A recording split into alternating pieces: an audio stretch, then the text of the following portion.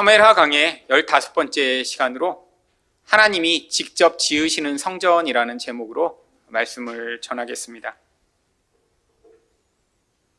하나님은 다윗에게 다윗 언약을 말씀해 주셨습니다. 그런데 왜 하나님이 이 다윗 언약을 말씀해 주신 것일까요? 다윗이 하나님께 자신이 성전을 지어드리고 싶다라고 말씀을 드렸기 때문입니다. 2절 말씀을 보시면 왕이 선지자 나단에게 이르되 볼지어다 나는 백향목 궁에 살거늘 하나님이 괴는 휘장 가운데에 있도다. 지금 선지자를 불러 나는 이렇게 좋은 궁궐에 살고 있는데 우리 하나님은 이런 장막 가운데 계시니 내가 너무 불편하다.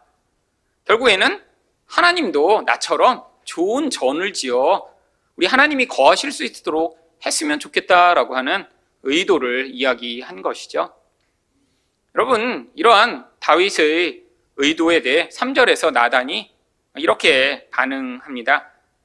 나단이 왕께 아뢰되 여호와께서 왕과 함께 계시니 마음에 있는 모든 것을 행하소서 하니라.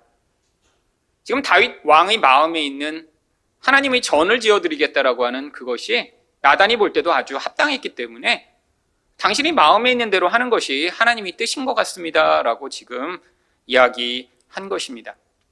우리가 볼 때도 아주 합당한 것 같죠.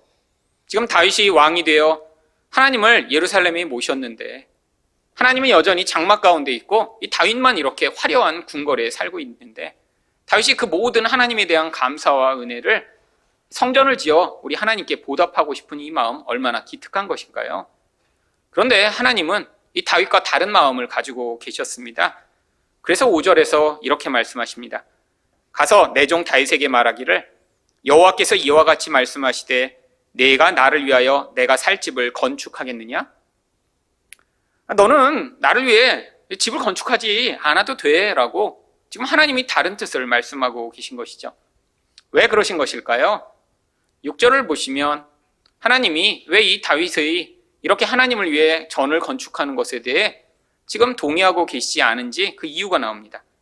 내가 이스라엘 자손을 애굽에서 인도하여 낸 날부터 오늘까지 집에 살지 아니하고 장막과 성막 안에서 다녔나니.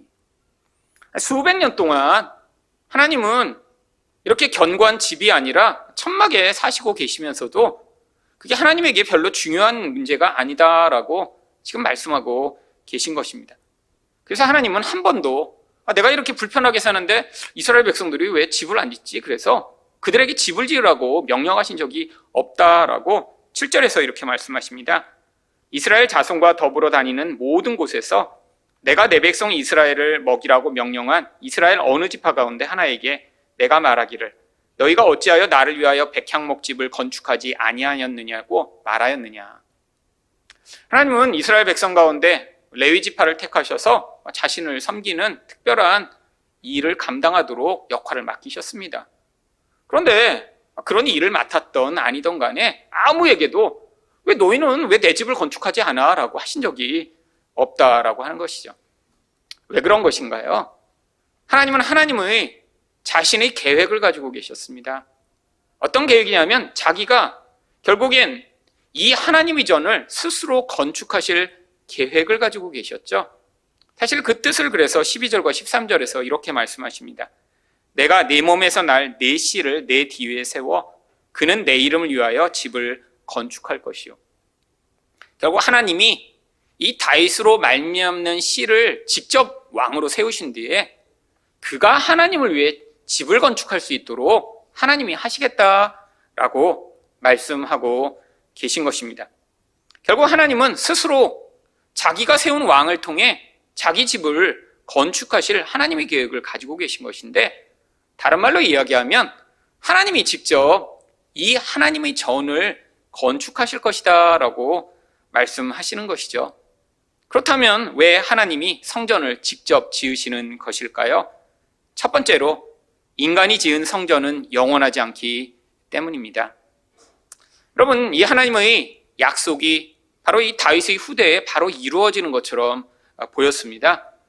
다윗은 그래서 이 하나님의 약속을 바로 이 다윗의 아들을 통해 이루실 것을 믿었고 자신이 대해는 이 성전을 건축할 모든 재료들을 다 다 모으는 일에 아주 애썼습니다. 결국 이 아버지가 모아놓은 그 많은 재산과 또한 도구들을 가지고 이 다윗의 아들 솔로몬은 아주 훌륭한 성전을 짓습니다. 그 이야기가 역대하 3장 1절에 이렇게 기록되어 있습니다. 솔로몬이 예루살렘 모리아산에 여호와의 전 건축하기를 시작하니 그곳은 전에 여호와께서 그의 아버지 다윗에게 나타나신 곳이요 여부스 사람 오르난의 타작 마당에 다윗이 정한 곳이라. 이미 땅도 다 정해놓았고요. 다 성전을 지을 그런 모든 재료도 다 만들어놨기 때문에 솔로몬은 바로 그 일을 직접 시작해서 바로 7년 만에 성전을 건축합니다. 성전이 이렇게 지어졌을 때 얼마나 화려하고 멋있었을까요? 그런데 이렇게 멋지게 지어진 성전이 몇백 년도 지나기 전에 어떤 운명을 겪게 되나요? 열왕기하 25장 8절과 9절을 보시면 바벨론 왕 느부갓네살의 19째 해 5월 7일에 바벨론 왕의 신복 시위대장 느부사라단이 예루살렘에 이르러 여호와의 성전과 왕궁을 불사르고. 그럼 몇백 년도 지나기 전에 그렇게 멋있게 만들어 온 모든 성전과 왕궁이 다 회파되게 돼버립니다. 바벨론 왕이 강력했기 때문에 이 일이 일어난 것이 아님을 성경은 여러 곳에서 이야기를 하고 있죠. 하나님이 이렇게 하도록 허용하셨다라는 거예요. 하나님이 바벨론 왕의 손을 들어 자기가 거할 집을 다 무너뜨리게 만드시고 또 이 예루살렘을 이렇게 파괴하실 것에 대해 미리 다 말씀을 해놓으셨던 것입니다. 왜 이런 일이 벌어졌을까요? 여러분, 여호와의 전이라고 하는 것은 하나님이 인간과 함께 하심으로 인간을 다스리시고 그 결과로 인간에게 평화를 주시는 그 가장 대표적 상징입니다. 그런데 인간이 하나님을 섬긴다라고 해서 이렇게 여호와의 전을 건설해 놓았는데 문제는 바로 그 하나님과 함께하며 하나님의 통치에 복종하여 그 하나님으로부터 주어지는 평안을 누렸어야 하는데 인간 안에 끊임없는 욕망과 두려움으로 말미암아 그 눈에 보이지 않는 하나님이 아니라 눈에 보이는 무엇인가 나에게 평화를 가져올 것처럼 보이는 무엇을 의존하여 그 다른 신을 섬기는 일을 이스라엘 백성들은 끊이지 않고 했던 것입니다. 결국 하나님을 섬긴다고 해놓고 그들은 하나님을 섬기지 않고 다른 우상을 계속해서 섬겼던 것이죠. 여러분, 이스라엘 백성들이 하나님을 완전히 버린 적은 없었습니다. 근데 이스라엘 백성들이 늘 했던 것이 무엇인 줄 아세요? 하나님도 섬기지만 이 땅에서 나의 평안을 가져올 어떤 다른 눈에 보이는 대상을 끊임없이 의존했던 것이죠. 구약 성경에 나오는 모든 우상들의 이름들은 바로 이스라엘 백성들이 하나님을 섬기면서 동시에 섬겼던 우상들을 이야기합니다. 바알, 아세라, 그모스, 몰렉, 1월 성신, 아니 당시에 있던 다른 신들을 그들은 끊임없이 섬기며 그 각자의 신들이 그들에게 약속하고 있던 다른 종류의 평안을 그들이 구했던 것이죠. 여러분, 인간은 죄로 말미암아 눈에 보이지 않는 하나님의 말씀을 믿을 수 없게 되어버렸습니다. 그래서 눈에 보이는 무엇인가 나에게 주어지지 아니하면 우리는 우리 안에 평안을 누릴 수 없고 끊임없이 불안과 공포에 시달리게 되죠. 나의 평안을 만들고자 그래서 그 하나님의 약속이 아니라 바로 세상 사람들이 의존하는 무엇을 나의 똑같은 의존의 대상으로 삼아 그것으로 나의 의존을 얻기를 원하는데 그럼 그것이 하나님과의 관계를 끊임없이 깨트렸던 것입니다. 여러분, 하나님이 우리 인생 가운데 내 눈에 볼 때 받아들일 수 없고 내가 당장은 이해할 수 없는 상황으로 인도하시는 경우가 얼마나 많은가요? 근데 우리 안에서 왜 끊임없이 그 하나님의 인도하심을 거부하는 것이죠? 세상에서 다른 사람들이 누리고 있는 어떠한 모습을 보며 하나님이 나의 인생을 통해 이루시고자 하는 그 하나님의 계획은 받아들이지 않고 내가 볼 때 좋아 보이는 것을 나의 인생에 얻어내려고 하는데 하나님이 그것을 주시지 않으니까 끊임없이 우리들은 그 하나님의 인도하심을 따라가기보단 세상의 거짓신들이 우리에게 줄 것처럼 약속하고 있는 그 거짓을 따라가며 요동하기 때문입니다. 여러분, 그래서 결국 하나님은 내가 만들어 놓은 나에게 얻어낼 것처럼 약속하고 있는 그 가짜 성전들을 다 허무시고 하나님만이 우리를 다스리시는 성전을 우리 안에 만들어내시고자 하는 것이죠. 결국 그래서 인간이 만든 이 성전이 지속될 수가 없는 것입니다. 여러분, 이렇게 솔로몬 성전이 다 무너지고 나서 이스라엘 백성들은 여러분 하나님을 예배할 장소가 없으니까 그들이 다시 바벨론에서 돌아오자마자 또 다른 성전을 세웁니다. 그 성전의 이름이 스룹바벨 성전입니다. 스가랴 4장 9절을 보시면 스룹바벨의 손이 이 성전의 기초를 놓았은즉 그의 손이 또한 그 일을 마치리라. 이전에 솔로몬 성전과는 비교할 수 없을 정도로 작고 초라한 성전을 그들이 다시 지었는데 얼마나 방해가 심했는지 하나님이 선지자들을 통해 계속 약속을 주십니다. 그래서 결국에는 완성을 하게 돼요. 그런데 또 얼마 지나지 않아 로마의 폼페우스라는 장군이 이 팔레스타인 지방에 침략을 와서 이 성전 또한 다 회파시켜 더 이상 예배를 드릴 수 없게 만들어 버립니다. 그리고 났더니 또 이 헤롯이라는 유대를 다스리던 통치자가 나타나서 이스라엘 백성들의 마음을 얻기 위해 엄청난 규모의 성전을 짓기 시작했습니다. 여러분, 이 헤롯 성전은 역사상 기록에 의하면 이전에 솔로몬 성전보다도 훨씬 더 큰 규모의 아주 엄청난 공을 들인 그런 성전이었습니다. 왜냐하면 헤롯은 원래 이두메인이라고 하는 절반만 유대인이었기 때문에 이 유대인들을 다스리는 왕이 된 것을 유대인들이 너무 거부하고 그들이 싫어하자 이 유대인들이 마음을 얻고자 엄청난 돈을 들여 엄청난 규모의 이런 성전을 짓기 시작한 것이죠. 그래서 이 헤롯이 만든 성전의 크기가 얼마나 컸냐면 그 둘레의 길이만 1.5km 정도 됐다라고 해요. 그러니까 엄청난 크기의 규모를 성전을 지었고요. 이 성전이 완성되는데 80년이라는 시간이 걸렸습니다. 이 헤롯 생전에는 완성도 하지 못했고요. 그의 증손자에 거쳐서야 결국에는 완성되게 됩니다. 여러분, 그런데 이렇게 화려하게 만든 아름다운 성전을 향해 예수님이 뭐라고 말씀하셨나요? 마가복음 13장 1절과 2절입니다. 예수께서 성전에서 나가실 때 제자 중 하나가 이르되 선생님이여 보소서 이 돌들이 어떠하며 이 건물들이 어떠하니까. 한글로는 감탄문을 이렇게 이제 질문처럼 써놨는데 영어로만 봐도 감탄문으로 되어 있어요. 선생님, 이 돌들 너무 멋지지 않아요? 예수님, 이 건물 정말 대단하지 않아요? 지금 너무 감탄해서 소리를 지른 거예요. 그랬더니 예수님이 그 감탄 가운데 뭐라고 이야기를 하시나요? 예수께서 이르시되 내가 이 큰 건물들을 보느냐? 돌 하나도 돌 위에 남지 않고 다 무너뜨려 지리라. 사실 지금 찬물을 확 끼얹으신 것입니다. 여러분, 왜 예수님이 이렇게 말씀하신 것이죠? 이 성전의 영적 본질을 말씀하고 계신 것이죠. 여러분, 그런데 이 말씀대로 몇십 년이 지나기 전에 이런 일들이 벌어집니다.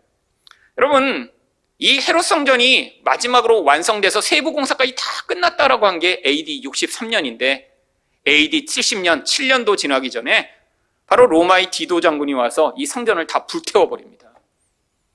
성전을 너무너무 아름답게 꾸미고자 황금으로 다 덧칠을 했어요. 그런데 벽에 발라진 황금을 그냥 띄어갈 수 없으니까 로마 군대가 그 성전에다 불을 질러서 그 황금을 다 녹여서 흘러내리게 만들었습니다. 벽에 발라진 황금이 다 녹아내리니까 돌 사이에 다 그 황금이 낀 거예요. 그래서 그 돌 사이에 끼어있는 황금까지 다 긁어가고자 그냥 붙어있던 모든 돌들을 다 드러냈고요. 그래서 돌 위에 돌 하나도 남지 않고 다 분해를 시킨 다음에 그 안에 끼어있는 황금까지 다 로마인들이 다 긁어가 버렸습니다. 그래서 이 예수님이 말씀대로 형체조차 다 사라져버린 것이죠. 여러분, 근데 왜 이런 일들이 벌어진 것이죠?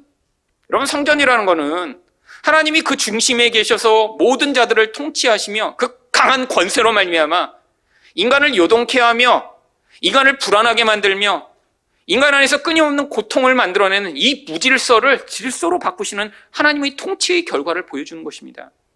여러분, 그런데 인간이 아무리 하나님을 섬기고 우리가 그런 하나님의 통치를 받고 싶다라고 하며 예배하더라도 이 인간이 이렇게 분할할 수밖에 없고 두려울 수밖에 없는 그 근원적인 이유가 해결되지 않기 때문에 하나님이 직접 인간에게 평화를 주실 수밖에 없기 때문입니다. 인간이 만든 이런 성전이 아니라 하나님이 직접 오셔서 통치하시고 이 모든 불안과 공포와 두려움을 만들어내는 그 죄의 근원을 해결하실 때만 인간 안에 평화가 찾아올 수 있음을 보여주시고 있는 것이죠. 여러분, 그래서 진짜 평화가 언제 임하나요? 구약 성경에 만들어진 이 성전도 앞으로 임할 평화를 보여주는 모형이죠. 여러분, 그래서 성전이 예루살렘에 솔로몬이 지은 것입니다. 여러분, 예루살렘이라는 뜻이 무엇인가요? 평화의 도성이라는 뜻이죠. 여러분, 솔로몬의 이름의 뜻이 무엇인가요? 평화라는 뜻이죠. 평화의 도성에 평화라는 이름을 가진 사람이 하나님의 성전을 지어 이 성전이 하나님이 우리에게 주시는 진정한 평화를 모형하는 것임을 보여주신 뒤에 성경에서 이 평화가 어떻게 오게 될지에 대해 에베소 2장 14절부터 18절 사이에 이렇게 말씀하고 계십니다. 여러분, 여기에 보시면 제가 빨간색으로 어떤 단어를 색칠을 해놨는데 사실 한글로는 다 유사하게 번역되어 있지만 다 같은 단어들입니다. 14절을 보시면 예수는 우리의 화평이신지라 둘로 하나를 만드사 원수된 것 곧 중간에 막힌 담을 자기 육체로 오시고 법조문으로 된 계명의 율법을 폐하셨으니 이는 이 둘로 자기 안에서 한 세 사람을 지어 화평하게 하시고 또 십자가로 이 둘을 한 몸으로 하나님과 화목하게 하려 하심이라. 원수된 것을 십자가로 소멸하시고 또 오셔서 먼 데 있는 너희에게 평안을 전하시고 가까운 데 있는 자들에게 평안을 전하셨으니 이는 그로 말미암아 우리 둘이 한 성령 안에서 아버지께 나아감을 얻게 하려 하심이라. 여러분, 빨간색으로 계속 반복되는 단어가 뭔가요? 평화라는 단어입니다. 여러분, 인간이 추구하는 평화가 어떻게 오게 된다고요? 예수 그리스도로 말미암아 하나님과 우리 사이에 원수된 것이 허물어지고 다른 사람과 우리 사이에 원수된 것이 허물어져야 우리 안에서 평화가 온다는 거예요. 여러분, 인간이 느끼는 가장 큰 두려움, 인간이 느끼는 가장 큰 불안은 무엇인가요?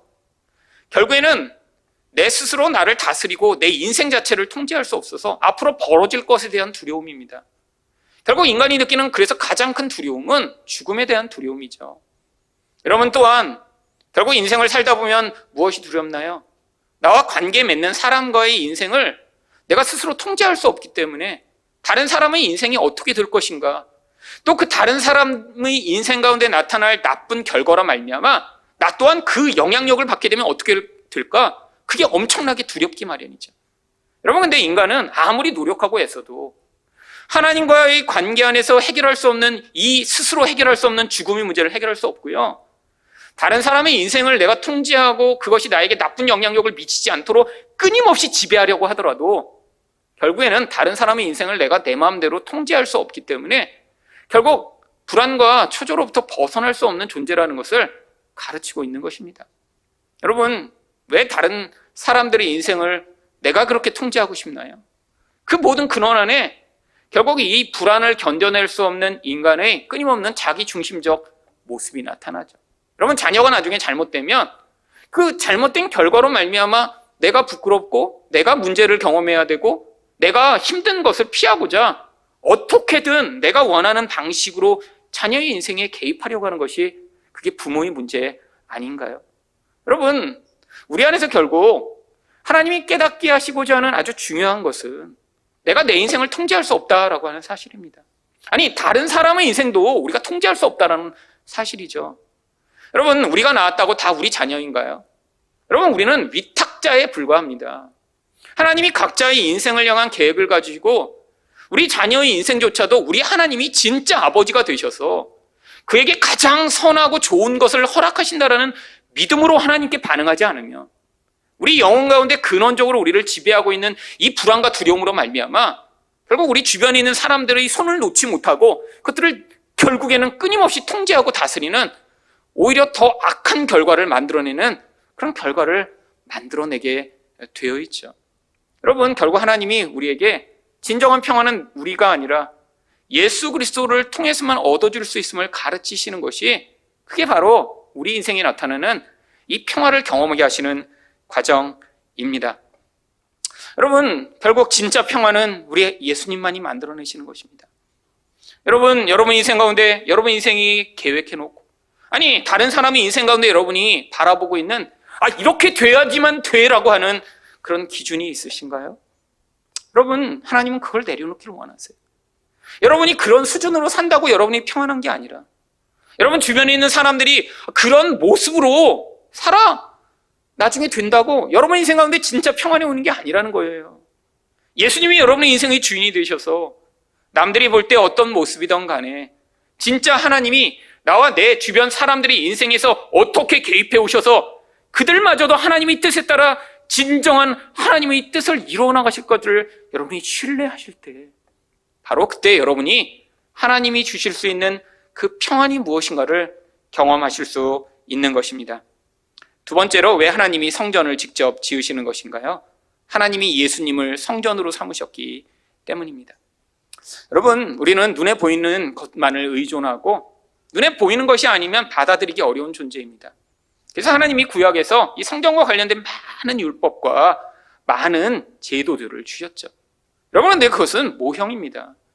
왜? 이제 영적으로 눈이 열려진 우리들은 성령을 받아서 눈에 보이는 것 아니라 눈에 보이지 않는 것도 받아들일 수 있게 된 우리에게는 그 보이는 것을 통해 보이지 않는 진짜 하나님 나라의 비밀을 우리에게 가르쳐주고 계시죠. 여러분, 눈에 보이던 성전도 실제로는 무엇을 위한 것이었나요? 보이지 아니하는 그 예수님이 바로 참된 성전이심을 우리에게 가르치시고자 했던 모형이었던 것이죠. 그래서 요한복음 2장 19절부터 21절이 무엇이라고 얘기하나요? 예수께서 대답하여 이르시되 너희가 이 성전을 헐라 내가 사흘 동안에 일으키리라. 유대인들이 이르되 이 성전은 46년 동안 지었거늘 내가 3일 동안에 일으키겠느냐 하더라. 그러나 예수는 성전된 자기 육체를 가르쳐 말씀하신 것이라. 여러분, 구약에 그렇게 하나님이 성전에 대해 많은 말씀들을 주시고, 성전에선 이것은 이렇게 해야 된다, 저것은 저렇게 해야 된다, 그 하나님의 질서 안에서 그 모든 것들을 행하게 하셨던 진짜 이유가 뭐라고요? 바로 그런 완벽한 질서 가운데 오시는 분이 예수님임을 보여주고자 하는 것입니다. 여러분, 예수님이야말로 하나님이 원하시는 진짜 질서, 하나님과의 관계 안에서 하나님만을 온전히 사랑하고 이웃을 온전히 사랑할 수 있는 그 하나님이 창조 안에서 만드신 질서 가운데 살아가시는 분이죠. 여러분, 온전한 평화는 이 질서가 유지될 때만 평화가 있습니다. 여러분, 근데 예수님 밖에는 그 질서 안에서 그 질서를 이룰 능력이 없으세요. 여러분, 그래서 사람들 가운데 정말 자기 주변에서 이 질서가 깨질 때마다 불안해하는 사람들, 그런 사람들이 하는 어떤 종류의 행동들이 있습니다. 어떤 행동이 있나요? 내 삶은 이렇게 온전한 질서 가운데 만들 수가 없어요. 관계가 다 틀어져 있어요. 문제가 자꾸 생겨요. 내 스케줄과 내 상황을 내 마음대로 정확하게 지배할 수 없어요. 그러면요, 이런 사람들이 내 주변에서 내가 통제할 수 있는 몇 가지를 완벽한 질서 가운데 통제하려고 하는 이런 강박적 증상이 나타납니다. 그래서 이런 사람들 가운데 책꽂이에 늘 색깔대로 책을 꽂거나, 아니면 신발이 삐뚤어진 거를 못 견뎌요. 그래서 신발을 꼭 가지런히 놓거나, 아니면 시간 약속을 엄청나게 잘 지켜야 돼. 그러면서 뭘 해요? 내가 제 삶에서 통제할 수 있는 몇 가지를 만들어 놓는 거죠. 여러분, 근데 이 증상이 심해지면 어떻게 해야 되나요? 내 주변에서 이렇게 강박적으로 어떤 일을 할수록 불안이 점점 커집니다. 우리는 뭘 경험하죠? 우리도 내 삶을 완전히 통제하고 싶지 않아요. 우리도 내 인생이 내가 계획한 대로 우리 인생이 흘러가길 원하잖아요.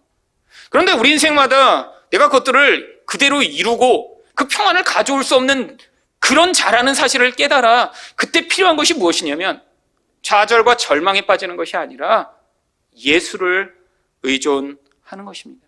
왜요? 예수만이 우리에게 바로 그 참된, 우리가 근원적으로 불안하고 근원적으로 통제할 수 없는 그 자리로부터 우리를 구원할 수 있는 유일한 분이시기 때문이죠. 여러분, 그래서 구약 성경에 나오던 모든 성전의 기물들은 바로 이 예수가 어떤 분이신가를 보여주기 위해 만들어진 모형들이었습니다. 여러분, 그래서 예수를 통해서만 우리가 무엇이 가능한가요? 바로 하나님께 나아가 그 하나님이 주시는 온전한 축복을 누리는 일이 가능한 것이죠. 히브리서 10장 19절과 20절을 보시면, 그러므로 형제들아 우리가 예수의 피로 힘입어 성소에 들어갈 담력을 얻었나니 그 길은 우리를 위하여 휘장 가운데로 열어놓으신 새로운 살 길이요 휘장은 곧 그의 육체니라. 여러분, 휘장이 무엇인가요? 인간은 하나님께 다가갈 수 없어서 하나님과 인간 사이에 장막을 쳐놓은 것입니다. 하나님께 다가갈 수 없도록요. 여기에 나와 있는 이 성소와 지성소를 가르는 휘장은 얇은 천이 아니에요. 사람은 손가락 이 한 마디 두께 정도 되는 천을 여러 겹을, 가죽과 천을 덧대서 아무런 햇빛이나 아무런 것도 통과할 수 없도록 두껍게 만든 그런 휘장이죠.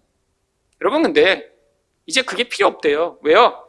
예수가 바로 하나님과 우리 사이에서 그분께 나아가게 만드는 성전의 길이며 방법이 되셨으니까요.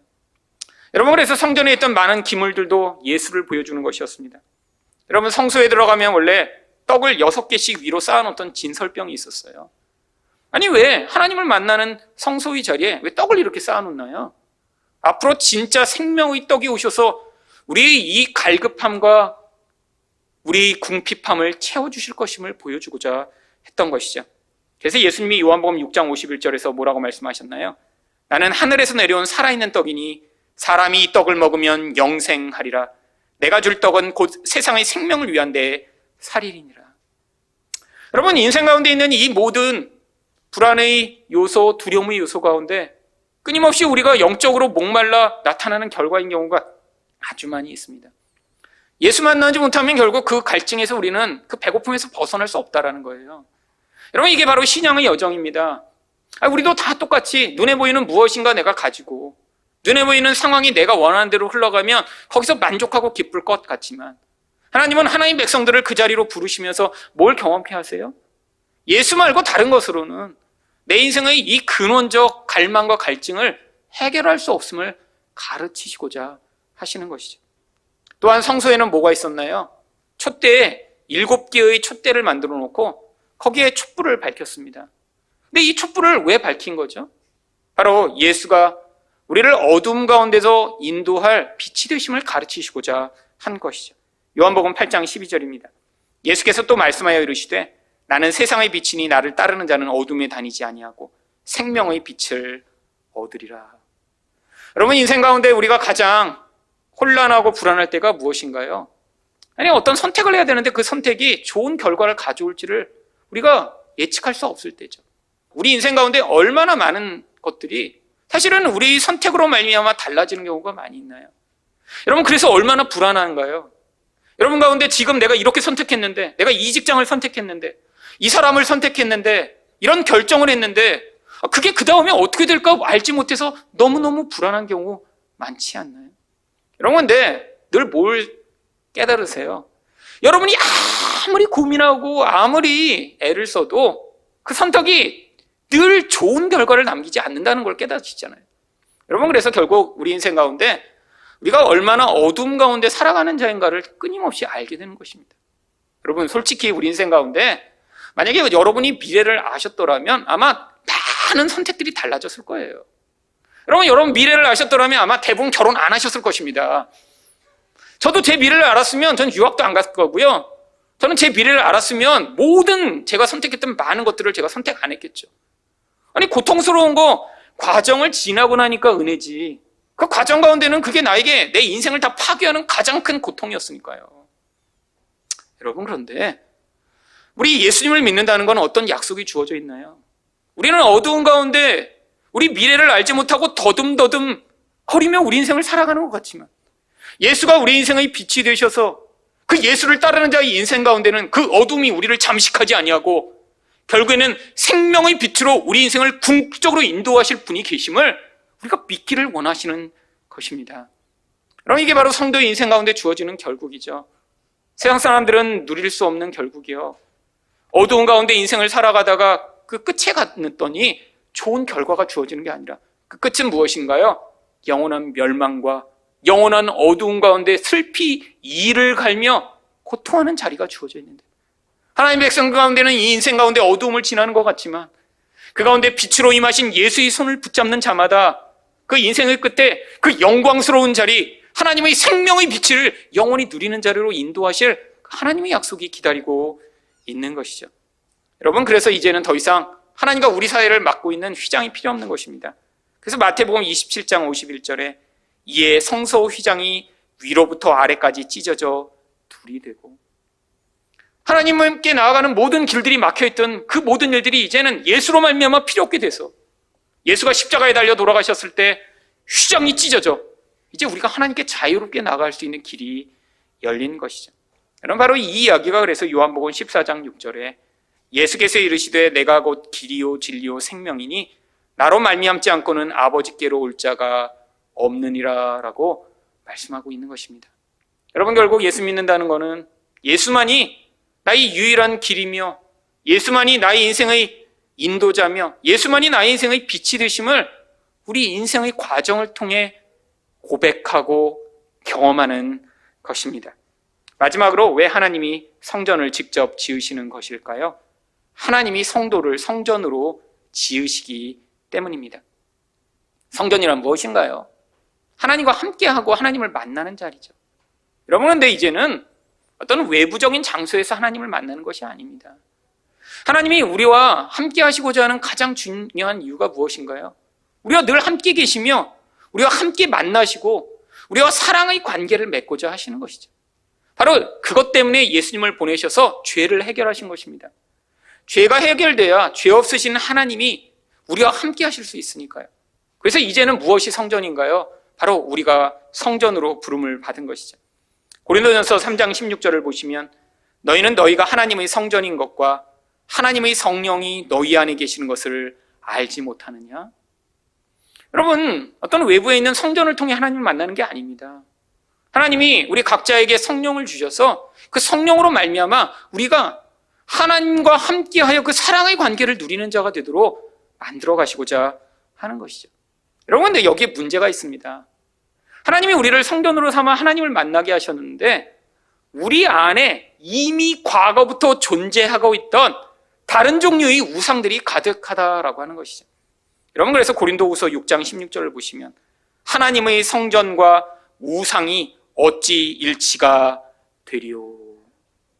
여러분, 예수를 믿는다라고 부름을 받았는데 이전에 예수를 알지 못할 때부터 우리 영혼에 은밀하게 우리를 지배하던 그 우상의 영향력 안에 있던 자들이 너무 많은 것이죠. 여러분, 우상이 무엇인가요? 아니, 고대의 사람들이 돌을 갖다 놓고 돌에 절하는 것이 우상인가요? 여러분, 성경이 이야기하는 우상은 하나님 자리를 대체한 모든 것을 우상이라고 합니다. 근데 왜 우상을 섬기죠? 이 세상을 살다 보면 영혼의 공허함으로 말미암아 눈에 보이는 무엇이나 어떤 힘을 의존하지 아니하면 그 불안과 공포로부터 벗어날 수 없으니까 무엇인가를 끊임없이 의존하고자 하는 그 의존의 태도가 결국 우상숭배로 나타나고 있는 것이죠. 결국 인간이 이 우상숭배에 매여 있다는 증거가 무엇으로 나타나나요? 인간 안에 있는 끊임없는 욕심으로 드러나는 것입니다. 무엇인가 내게 계속해서 필요하고 욕심으로 말미암는 두려움 가운데 시달리고 결국 예수님이 오셔서 그래서 내가 너의 이 우상숭배와 그 우상숭배를 만드는 그 욕망을 제거하는 하나님이 되심을 보여주시고자 성전 창결을 하신 것이죠. 그래서 마태복음 21장 12절과 13절을 보시면 예수께서 성전에 들어가사 성전 안에서 매매하는 모든 사람들을 내쫓으시며 돈 바꾸는 사람들의 상과 비둘기 파는 사람들의 의자를 둘러 엎으시고 그들에게 이르시되 기록된 바 내 집은 기도하는 집이라 일컬음을 받으리라 하였거늘 너희는 강도의 소굴을 만드는도다 하시니라. 여러분, 이 성경에서 예수님이 가장 과격하게 반응하신 장면이 이 장면입니다. 여러분, 이것을 우리는 의분이라고 하죠. 어떤 의분이요? 하나님의 뜻과 반대되는 것을 바로 예수님이 행동으로 직접 반응하신 것입니다. 근데 무엇이 하나님의 뜻과 가장 반대된다고요? 성전이라는 존재가 이런 자기 욕망을 위한 도구로 사용되는 이것이요. 근데 바로 그게 우리의 모습 아닌가요? 우리 안에 있는 끊임없는 욕심으로 말미암아 무엇인가 하나님 말고 다른 것이 필요해 그 필요한 것을 끊임없이 열망하며 결국 그것 때문에 하나님과 다른 사람과의 관계가 깨어지는 그러한 모습이요. 결국 하나님이 우리 인생을 성전으로 만드시겠다라고 하시는 약속은 우리 안에 있는 이 욕망의 실체인 영적 우상 숭배를 제거하셔서 우리가 우리 근원 안에서부터 진짜 하나님만 섬기는 자가 되도록 만드시는 것을 의미하는 것입니다. 여러분, 세상에 있는 모든 사람들은 다 눈에 보이는 무엇인가, 아니 보이지 않는 무엇인가를 우상으로 섬기고 있습니다. 여러분, 근데 예수 믿는 사람은 그렇지 않나요? 여러분, 구약에 있는 이스라엘 백성들이 늘 하나님을 섬긴다고 했는데 그들은 그러면서 늘 어떤 우상을 섬겼나요? 주변 신들이 섬기던 눈에 보이던 아니 보이지 않던 어떤 신들을 그들은 의존하며 바알과 아세라와 몰렉과 그모스와 이럴 성신들을 섬겼습니다. 여러분, 고대에는 이것들이 어떤 형태를 가지고 있었죠. 근데 지금의 이 우상들은 다 우리가 일반적으로 지금도 내면에서 의존하는 어떠한 모습으로 우리에게 끊임없이 영향을 미치고 있습니다. 왜죠? 사람들의 수준은 이제 옛날보다 훨씬 더 높아졌어요. 눈에 보이는 돌멩이를 놓고 절하지는 않지만 사람들이 마음 가운데 내가 이것이 있으면 내 인생이 더 행복하고 이것이 있으면 내 인생이 보존되며 내 미래가 평안하게 유지될 것 같다라고 하는 어떤 의존의 대상들이 사람마다 다 있죠. 바로 그것을 하나님이 우리 인생 가운데 파기해 오실 때 그게 바로 하나님이 우리를 성전으로 만드시는 과정이라고 하는 것이죠. 여러분, 그런데 우리 안에 있는 이 더러운 우상 숭배가 제거되는 것만큼이나 중요한 일이 무엇인가요? 바로 우리 안에 내가 개인으로가 아니라 하나님이 우리를 교회로 한 성전으로 만들어 나가시는 과정입니다. 에베소 2장 20절부터 22절을 보시면 너희는 사도들과 선지자들이 터 위에 세우심을 입은 자라. 그리스도 예수께서 친히 모퉁이 돌이 되셨느니라. 그의 안에서 건물마다 서로 연결하여 주 안에서 성전이 되어가고 너희도 성령 안에서 하나님이 거하실 처소가 되기 위하여 그리스도 예수 안에서 함께 지어져 가느니라. 여러분, 신앙이라는 것은 내 개인이 하나님을 얼마나 잘 섬기냐 하는 것이 그것이 우리 궁극적 신앙의 목표가 아닙니다. 하나님 우리들을 다 다양한 모습으로 부르신 이유가 있어요. 왜죠? 우리가 사랑 안에 서로 연합될 때 그 연합된 공동체 안에 하나님이 거하셔서 우리 전체 안에 거하시는 하나님으로 우리를 통치하시고자 하는 것입니다. 여러분, 그게 바로 성전의 그림이죠. 여러분, 성전에 문만 1000개 있으면 어떻게 성전이 되나요? 여러분, 집 하나 지을 때도 얼마나 많은 재료들이 들어가는지 여러분 아시잖아요. 여러분, 각자가 다 필요합니다. 천장에는 천장 마감재가 따로 있고 바닥에는 바닥에 바르는 게 따로 있고 각자의 모든 재료들이 다 합쳐져야 어떠한 온전한 모양이 되는 것이죠. 여러분, 우리 안에 이렇게 다양한 사람들이 존재하는 이유가 있습니다. 이 존재들이 우리 하나님이라고 하는 그 풍성한 분을 담아낼 다양한 분으로 존재하는 거죠. 여러분, 여기서 아무리 하나님을 잘 섬기고 은혜를 많이 받은 사람이라도 그 하나님의 그 무한하고 그 풍성함을 다 알 수 있나요? 아니요. 그 하나님의 무한함을 우리는 아주 일부밖에 알지 못합니다.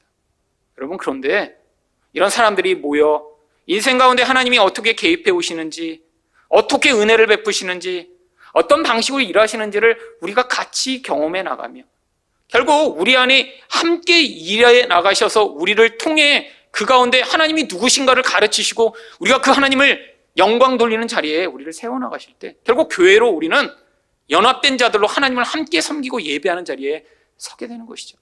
여러분, 하나님 나라에 가면 결국엔 그 완성될 그 성전 안에 하나님이 우리와 함께 거하시며 인생 가운데 이렇게 다 다양한 모습, 다양한 형태를 가지고 살았지만 결국 그 궁극적인 우리 하나님과 함께할 자들로 우리를 지어 나가셔서 우리끼리도 서로 연합되고 결국 하나님과도 이렇게 연합된 존재로 살게 만드실 이 하나님의 계획, 이게 바로 우리를 하나님이 성전으로 지어 나가시는 목적인 것입니다. 여러분, 하나님은 우리가 만들어내는 종교적 모습이 아니라 하나님이 직접 임하셔서 우리를 성전 만드시고 우리 안에 있는 우상을 제거하시며 우리가 사랑으로 연합돼 그 안에서 그 하나님의 놀랍고 풍성한 은혜를 누리고자 하시기 때문에 우리 인생 가운데 그 하나님의 개입을 우리가 믿음으로 받아들이며 우상이 제거될 때 감사하고 사랑으로 연합돼 결국 이기심에서 벗어나 그 사랑의 풍성한 결과들을 맛볼 때 하나님을 찬양함으로 말미암아 하나님이 목적하신 더 아름다운 성전으로 지어져 가시는 여러분 되시기를 축원드립니다.